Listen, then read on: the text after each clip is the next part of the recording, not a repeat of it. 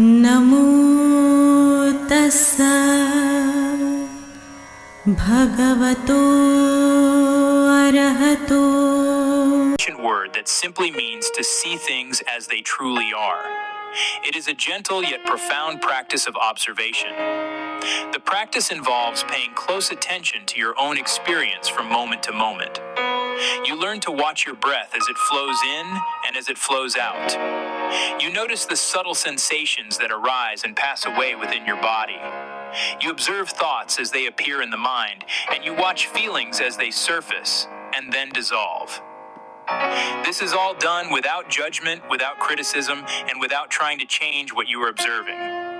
It is a process of pure, simple awareness. In the Buddhist tradition, this practice is explicitly called vipasana, or insight meditation.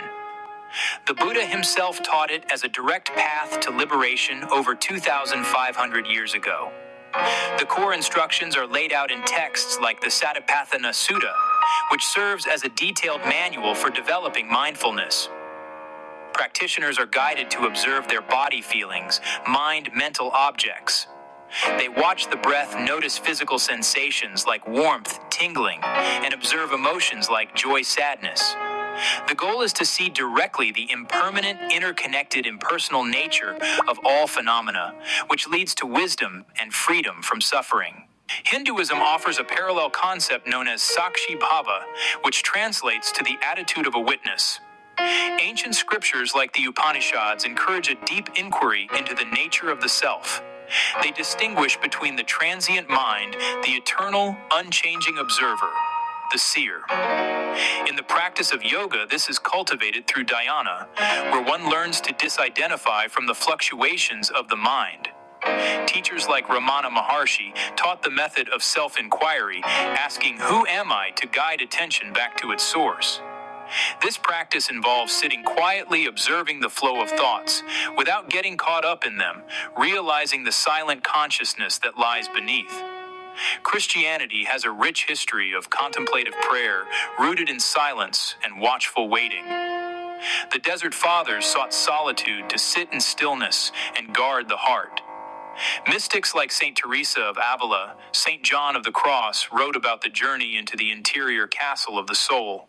The biblical phrase, "Be still and know that I am God," is a core instruction. Within Islam, the Sufi path emphasizes muraqabah, watchfulness. Great Sufi poets and scholars like Rumi al-Ghazali wrote about turning inward to know oneself to know God. Practitioners combine remembrance of God, zikr, with focused inner attention. They watch the state of their own heart, observing veils that might obscure the divine presence. This sustained mindful awareness is tafakkur, mirroring core principles of insight meditation. It is a path of polishing the heart so it may reflect the truth clearly. In recent decades, modern science has begun to explore these ancient practices with sophisticated tools, often grouping them under the umbrella term mindfulness meditation. Neuroscientists have used technologies like functional magnetic resonance imaging, electroencephalography, to observe what happens in the brain during and after meditation. The findings have been remarkable, contemporary evidence for benefits described in ancient texts. This research translates spiritual language into biology and psychology. Results point toward positive changes in brain structure and function. One well-documented finding involves physical changes in the brain. A landmark Harvard Mass General study in 2011 examined participants before and after an 8-week mindfulness program. Using MRI scans, they found increased gray matter density in the hippocampus. They also found decreased gray matter density in the amygdala. These structural changes correlated with participants' self-reported stress reductions, suggesting the brain can become more resilient and less reactive. Beyond structure, studies show improvements in attention and in emotional regulation.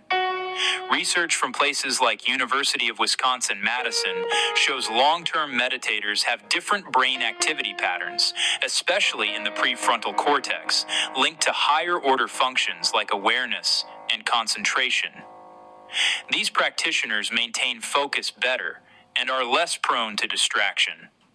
Mindfulness training also enhances our ability to manage difficult emotions, weakening the automatic link between triggers and reactions, giving us a pause before we respond.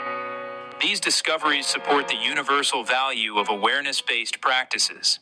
The path of awareness has been meticulously documented, providing a timeless source of guidance for seekers.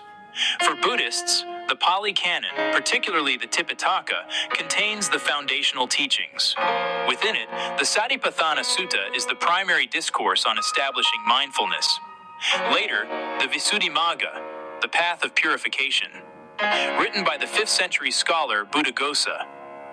It offers an encyclopedic, systematic explanation of meditation practice. These texts serve as detailed roadmaps, outlining the progressive stages of insight and methods for cultivating a clear and liberated mind. They are practical guides for the inner journey. In the Hindu tradition, the Upanishads are foundational texts exploring the nature of reality and the self. The Yoga Sutras of Patanjali provide a structured system for stilling the mind. They outline the 8 limbs of yoga that culminate in samadhi, a state of meditative absorption. These scriptures encourage the practitioner to become the seer, who calmly observes the activities of the mind without identifying with them. They are not just philosophical treatises, but also instruction manuals for direct experience, inviting the reader to test their truths within the laboratory of their own consciousness. When we step back and observe these diverse traditions from a distance, a beautiful and unifying pattern emerges. Though the languages, symbols, and cultural contexts are wonderfully varied, the essential instruction remains profoundly consistent. Whether it is called vipasana, witness consciousness, contemplative prayer, muraqabah, the underlying practice is the same. It is the simple, universal human capacity for clear seeing. Each tradition offers a unique doorway into the same vast room of silent, present awareness. This truth demonstrates a remarkable unity at the heart of humanity's spiritual quest for wisdom and peace. This one shared practice of awareness offers a profound and hopeful vision of unity.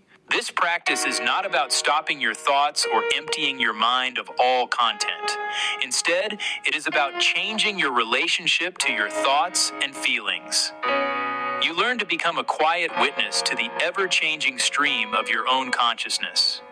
By doing this, you begin to understand the nature of your mind directly. You see for yourself how things come and go. This direct seeing brings a sense of inner calm and a deeper wisdom. You are no longer swept away by every passing thought or emotion. You find a place of stillness and stability right in the middle of life's constant flow. While the name Vipassana is most closely associated with the teachings of the Buddha, the core practice itself is universal. It is a fundamental human capacity that has been discovered and cultivated in many different cultures and spiritual traditions throughout history. Different traditions may use different names, different languages, and different methods to describe this inner work. Yet, the essential instruction remains strikingly similar across all of them.